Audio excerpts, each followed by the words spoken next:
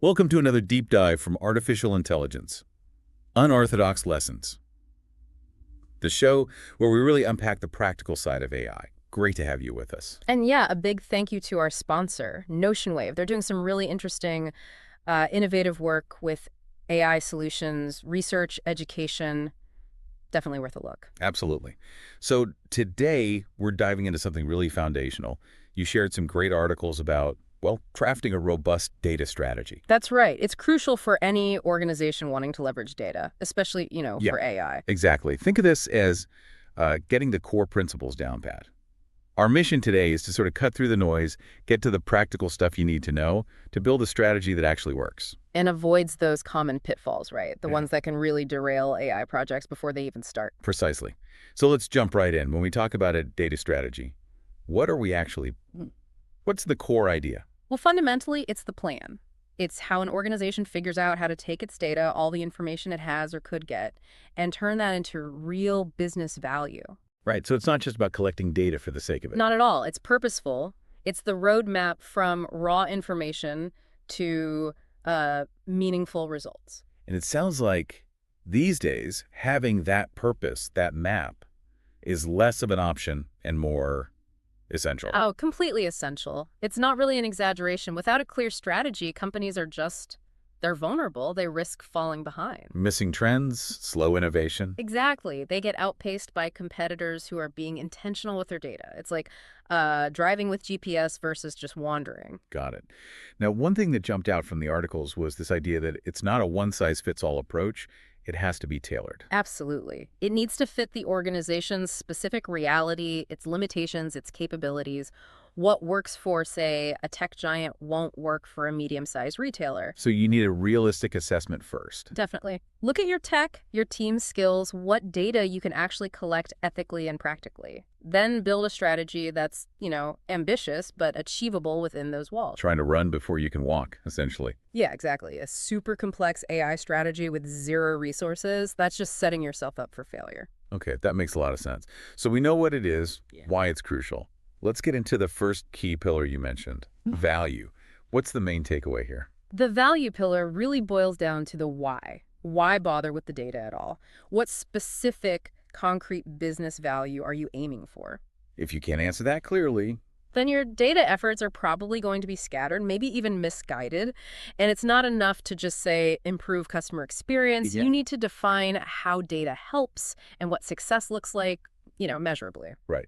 The articles highlighted a couple of main ways to generate that value. Can you walk us through those? Sure. So the first big way is building database products or services directly for your customers. Like the email designer Wow. example with the recommender system. Exactly like that. They used user data to add a feature, making the product better, stickier. That's direct value creation for the end user. Okay, using data to enhance the offering itself. What's the other main path? The second is using data internally, gaining insights to make your own business processes better, more efficient. Like the food company tracking product quality. Precisely. They use data to spot issues, improve quality control, operate more smoothly. Sometimes these internal wins, these optimizations, can be huge. Makes sense. Both sides of the coin, external value, internal efficiency. Now, a key point was that this data strategy can't just exist in isolation, right? It needs to connect to the bigger picture. Oh, absolutely critical. It has to be tightly aligned with the overall corporate strategy and especially the digitalization strategy. Why is that link so important? Because your data strategy should be enabling those broader goals. If it's off doing its own thing, you're wasting resources on projects that don't actually help the company succeed. And the digitalization link. That ensures your data efforts sync up with where the company's heading technologically, and maybe most importantly, alignment gets you buy-in. Buy-in from the business owners, the leadership. Yes, if they see how the data strategy directly supports their objectives, they'll champion it. Without that support, it's just a plan on paper. It doesn't go anywhere. That executive support sounds make or break. The articles also really push doing a cost-benefit check before jumping into AI projects, or like a complexity versus expectation analysis. Yes, that's a crucial reality check. It forces you to be honest. Are the potential gains from this AI project really worth the cost, the effort, the complexity involved? Because getting it wrong can hurt. It really can. Picking a flashy but maybe poorly suited AI project that then fails, well, that can poison the well. It creates skepticism, burns cash, and can make it harder to get support for good projects later on. So choose your battles carefully. Exactly. Pick the right initial targets. And for big organizations, the advice seemed to be focus. Find a specific business objective where AI could really move the needle, like the grocery chain example. Right. Analyzing loyalty data, supply chain info, transaction patterns, maybe even foot traffic. Why is that focus so effective for them? Because large organizations have complexity. By zeroing in on one specific challenge, they can pool resources, concentrate expertise, and actually achieve something significant and measurable. Find a concrete problem AI can clearly solve. That's the idea. Instead of boiling the ocean, find a specific lake where you can make a real difference. Okay, great. So that's the why, the pillar of value. Let's move to the what and how, the pillar of collection. What are the key considerations here? Collection is all about being intentional. What specific data do you actually need for those value objectives we talked about? And then how do you get it reliably and efficiently? Seems straightforward, but I bet it isn't. It often isn't. A key thing here is understanding the limitations of your data sources. Sometimes knowing what you can't easily get is as important as knowing what you want. Ah, okay. So planning is vital. One article mentioned a team that scraped lots of web data but missed something crucial early on. Yes, and that highlights the need for thorough upfront work. Before you collect anything at scale, you need to nail down what exact fields are essential. How will we measure quality?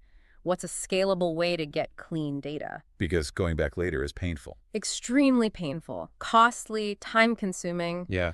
You want to avoid that rework if at all possible. And data quality itself. That seems like a recurring nightmare. That stat about how little existing data meets basic standards was? How? Wow. It's sobering, isn't it? It really hammers home that you can't just assume the data you already have is good enough. You need processes to check it, clean it, improve it. Otherwise, you're building on shaky foundations. Precisely. The risk of hoarding huge amounts of low-quality, unusable data, digital garbage, essentially is very real. It can kill AI projects. Better to have less data that's high quality and relevant. And you mentioned relevance there. That was another point. Relevance often gets overlooked in the rush for volume. It does. Volume and variety are buzzwords, sure, but relevance is king. You can have petabytes, but if it doesn't actually relate to the problem you're solving, it's just noise. So how do you determine relevance? This is where domain experts are absolutely critical. People who understand the business, the underlying processes, they can identify what data truly matters. But their input isn't always sought or valued enough. Unfortunately, no. Sometimes the data strategy gets driven purely by tech or data science without enough input from those who really understand the context. That's a mistake. So think hard about what you need, ensure quality, make sure it's relevant. Okay, that leads us to pillar 3, architecture. The how of storing and analyzing all this. What are the main stages? Yeah, architecture. Essentially, you've got two key stages, how you store the data and then how you analyze it. And the best approach for each might actually be different.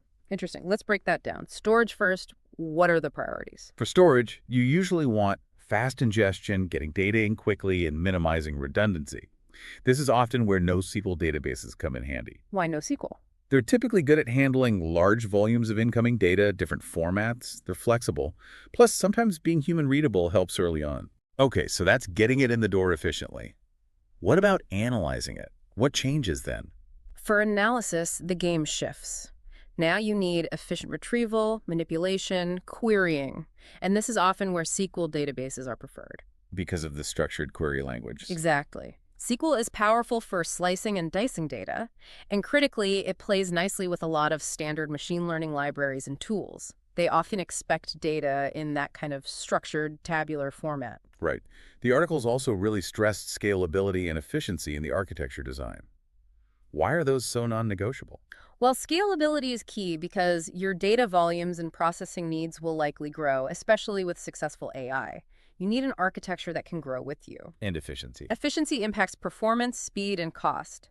A clunky, inefficient architecture becomes a bottleneck. It slows everything down, development, insights, and it can cost a lot more to run. It's not an afterthought. And it's not set in stone either, right? You might need to revise it. Absolutely. Be prepared to revisit and adapt your architecture as your needs change. What works today might not work in 2 years. Trying to stick with something that's underperforming will cause major headaches later. Makes sense. Build for now, but plan to adapt. And as AI gets more complex using multimodal data, dealing with massive data sets, that well-designed architecture becomes even more vital. Exponentially so. When you start mixing text, images, audio, sensor data, the complexity skyrockets. You need an architecture designed to handle that mix efficiently. And the sheer volume. Right. The sheer volume today can just crush a poorly designed system. You end up spending all your time just fighting the infrastructure, cleaning data, preparing it, not actually building models or getting insights. Like that chip manufacturer example. Loads of data, but unusable architecture. Exactly. They were data rich but insight poor because the architecture was a barrier, making it incredibly slow and difficult to actually use the data they had. A classic architectural failure. Really paints a picture of why it matters so much. Yeah. Okay, that brings us to the final pillar. Governance. This felt more about the people and processes. Accessibility, collaboration. Precisely. Governance tackles the crucial organizational side. How do people access the data? How do teams work together, especially in larger companies? Where you get silos, right? Exactly. You might have the data collection team, the database team, the AI team, all operating somewhat separately. And that lack of connection, that silo effect, causes real problems. What kind of problems? Well, for instance, the AI team might realize they need a specific piece of data to improve their model, but the collection team isn't aware or doesn't see it as a priority to gather it. Misunderstandings happen. Where data just isn't shared. Yes, that's a big one. Valuable data sets might exist in one department but aren't made available to others. Sometimes it's technical hurdles, sometimes it's political reasons, frankly, or just nobody realizing its potential value elsewhere. So it's not just tech, it's culture and communication too. Very much so. A strong data strategy must address this. It needs to create pathways for teams to access the data they need and mechanisms to request and enable the collection of new data when required. Fostering collaboration, breaking down walls. That's the goal. Effective governance makes data flow possible, allowing it to actually fuel those strategic goals we talked about earlier. It connects everything back together. Okay, so pulling it all together then. Our deep dive into building a solid data strategy really hit 4 key pillars. First, value, making sure it's all tied to clear business goals and delivers actual results. Right. Then collection, focusing on getting high-quality, relevant data through smart, well-defined processes. Third, architecture, designing systems that are scalable and efficient for both storing and, importantly, analyzing that data. And finally, governance, setting up the framework so data is accessible and teams can actually collaborate effectively across those traditional silos. Thinking about those 4 pillars, value, collection, architecture, governance. What really stands out to you? Maybe thinking about your own work or interests. What first steps might someone consider? That's a good question for listeners to ponder. Which pillar feels like the biggest gap or opportunity in their own context? Yeah, definitely food for thought. And we've really just scratched the surface today, haven't we? Each of these could be its own entire deep dive. Easily. There's so much depth to each one. We really encourage everyone listening to think critically about how these ideas apply to the data they work with or see and the potential for AI in their world. Absolutely. And if you found this deep dive valuable, if you want to keep exploring these essential practical topics in AI, Then definitely make sure to follow our podcast. We'll have more insightful discussions coming your way.